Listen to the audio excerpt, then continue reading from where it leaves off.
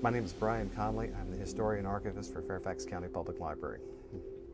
I think different people have different definitions about what makes an urban legend, but basically my definition would be it's a story that is focused around a particular event or sometimes a particular place that takes on mythic proportions. You know, there's conventional wisdom that most myths probably have some kind of a basis in fact. And it usually has to do with some event, some person, some group of people doing something memorable, and as it's told and retold over time, it usually changes, usually grows, until the point where it sometimes only resembles its original story in very superficial ways.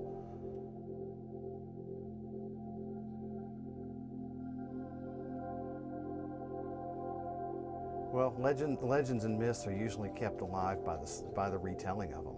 And that's the same thing that makes them grow and change over time. My name is Allison Carmody. Where do you live? I live in Arlington, Virginia. The story I initially heard regarding Bunnyman Bridge was that basically these two guys who were in a mental institution in that area, either the mental institution burned down or something tragic happened and people escaped and people died. And two guys in particular escaped into the woods nearby in a residential area. One of them murdered the other one and went on to terrorize the neighborhood, murdering a number of people, including several children. They started finding mutilated bunny rabbits in that area near that bridge, and there were sightings of him, and he would wear the rabbit skins, and he started to kill children, and he would hang them over the bridge at midnight. And displaying their bodies in rather gruesome ways, hanging from bridges and such as that.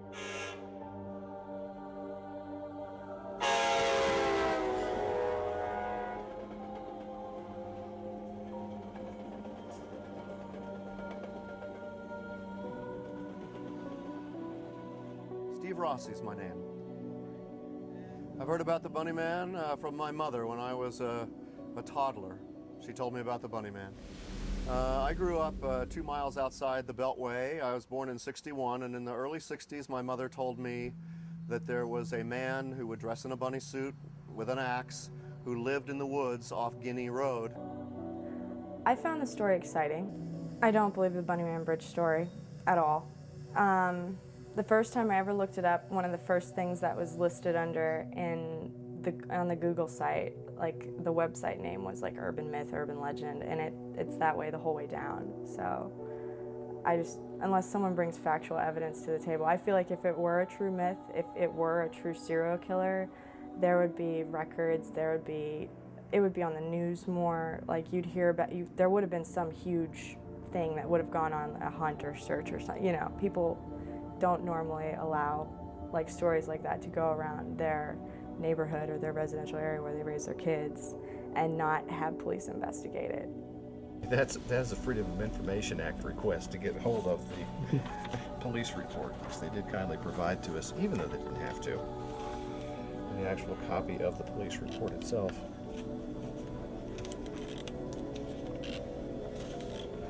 From which all of the names have been crossed out. I think people keep retelling the Bunnyman Bridge story because people like to be scared and people like stories. We've been telling stories since the dawn of time. And also, I think that people like rumors. It makes life a little bit more exciting, where it might be a little bit dull. Actually, one of the problems was not so much that there was so much information as there was so little. The one thing that's the real nice touch on the story is, of course, it invites the reader to check out the version of the story themselves, to check the facts for you. It tells you, call the Clifton Library, they've got the facts. The biggest problem is there is not, nor has there ever been, a library in the town of Clifton.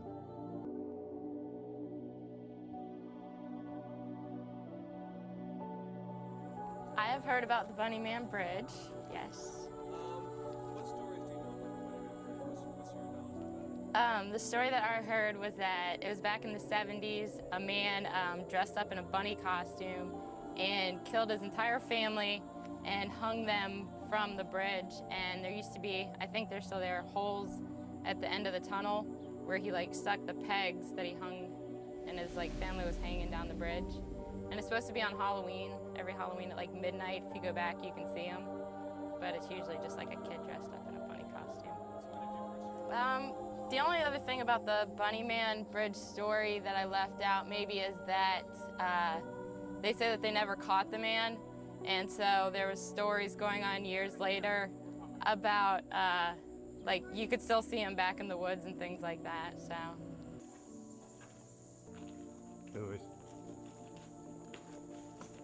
And my mother used to glee in telling us about this bunny man in the woods. I guess it was a way that she could enjoy her children's emotions. and so we would often have to go down Guinea Road, and my mother would always never miss an opportunity to inform us about the imminence of a bunny man coming out of the woods. True story, actually, when she was on the way to the hospital to have me, they were at Braddock Road at Ravensworth Road there. A man actually did come out of the woods and run up to my parents' car, try to get into the car. The doors were locked, and he ran back into the woods. That's a true story that came out of my mother's birthday experience of me. Maybe that's why. You know, maybe that's why she lit into the bunny man, so. Bunny man lived under a bridge, under the tracks. He wore a bunny suit, and he carried an axe. No one knows who the bunny man was, but we all know him somehow because we grew up around here with a profound fear of the bunny man. It wasn't funny, man.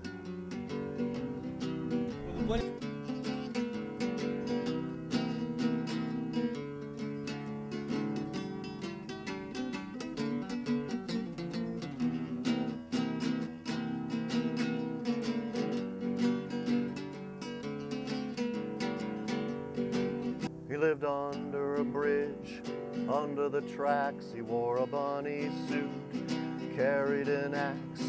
No one knows who the bunny man was, but we all feel like we know him somehow because we grew up around here with a profound fear of the bunny man.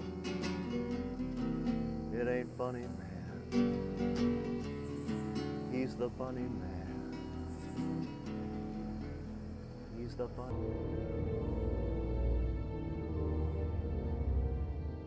I mean, I guess one of the biggest lingering puzzles about the bunny man is the fact that since we can prove he was real, but we don't know who he was, and we don't know why he did what he did. The question is he still out there? And where is he now?